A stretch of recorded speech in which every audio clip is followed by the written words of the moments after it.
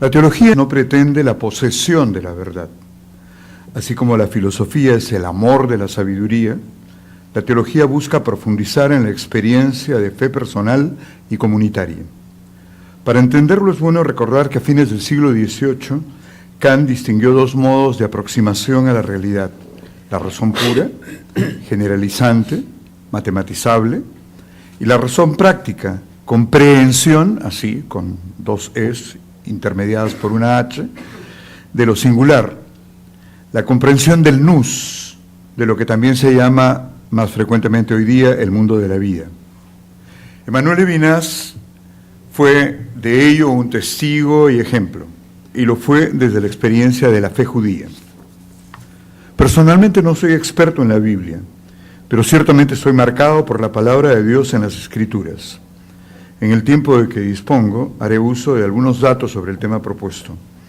Solo deseo expresar mi personal comprensión del tema, que algunos llaman interpretación y otros apropiación. Desde ya pido disculpas por mis carencias.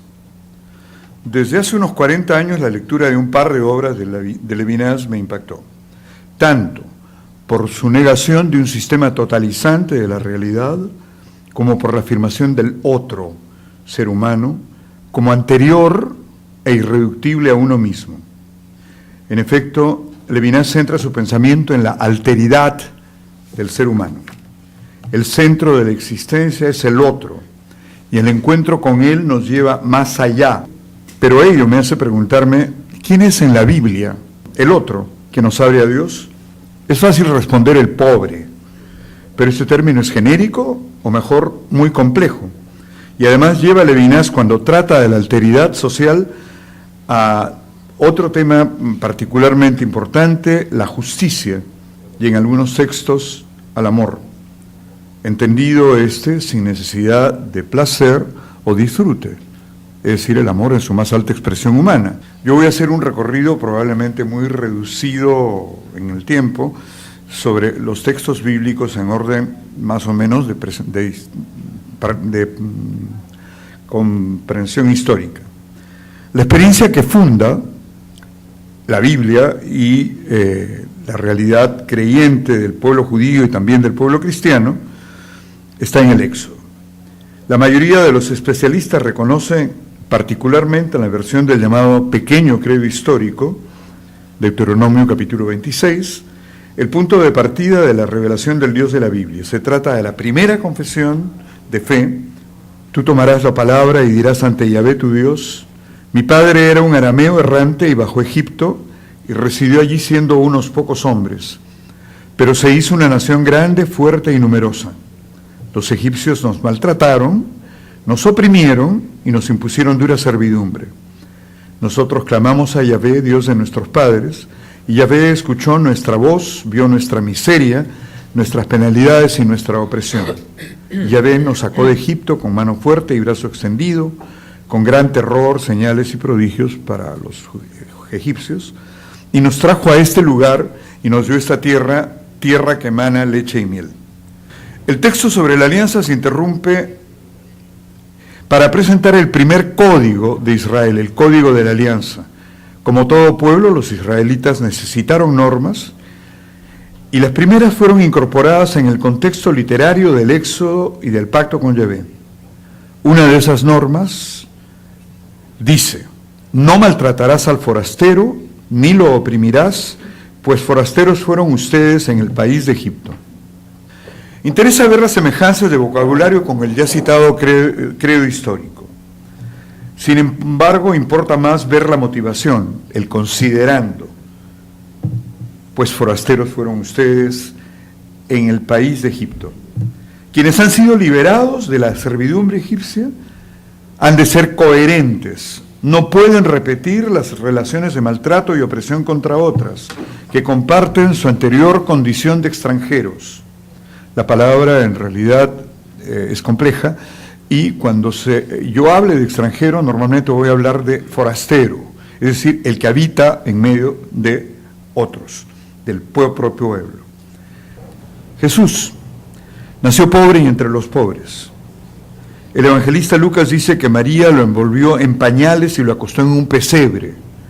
Jesús, en pocas palabras, vivió sencillamente. Más tarde, en su constante camino para anunciar la buena nueva, dice Jesús de sí mismo que los zorros tienen guaridas y las aves del cielo nidos, pero el Hijo del Hombre no tiene dónde reclinar la cabeza. No es el momento de explicar con detalle la expresión de Hijo de Hombre, lo haré después. Importa más señalar que Jesús se emplea para indicar que su condición es la de un pobre entre muchos pobres. Para decirlo en términos más exactos, la de un hombre como cualquier otro hombre, ser humano quiero decir. Jesús cura a enfermas y enfermos, mal vistos. Con cierta frecuencia lo hace en la sinagoga y en sábado, lo que motiva crítica de los fariseos. Incluye a extranjeros y en particular a los poco apreciados samaritanos. Actúa en favor de una viuda y elogia a otra.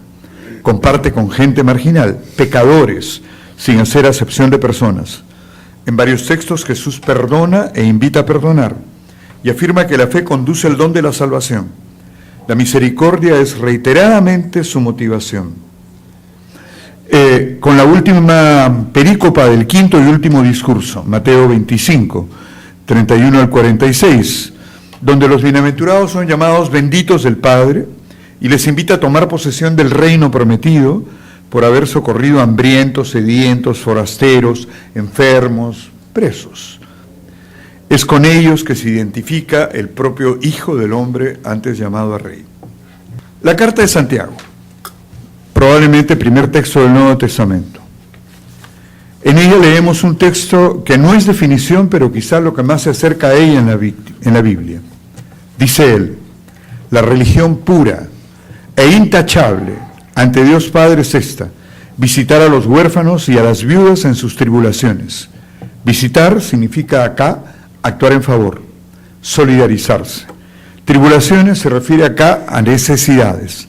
El autor vuelve sobre la idea central en términos cercanos al Primer Testamento, por lo que debemos cuestionar nuestro diario actuar y vivir. ¿Acaso no ha escogido Dios a los pobres, dice, según el mundo, como ricos en la fe y herederos que prometió a los que le aman? En cambio, ustedes han menospreciado al pobre. Si ustedes cumplen plenamente la ley regia según la Escritura, amarás a tu prójimo como a ti mismo, ustedes obran bien. Pero si hacen acepción de personas, cometen pecado y quedan convictos de transgresión de la ley. Y en otro texto, casi al final, miren, el salario que no han pagado a los obreros que segaron sus campos está clamando, y los gritos de los segadores han llegado a los oídos del Señor de los ejércitos. Pocos años más tarde, Pablo considera que las tribulaciones de la comunidad de Jerusalén, mal vista, maltratada y perseguida por sus hermanos de sangre, ameritan el apoyo de las colectas de las comunidades cristianas de lo que era Cilicia y Asia, hoy Turquía, Macedonia y Acaya, hoy Grecia, y hace explícito el motivo. Debíamos acordarnos de los pobres.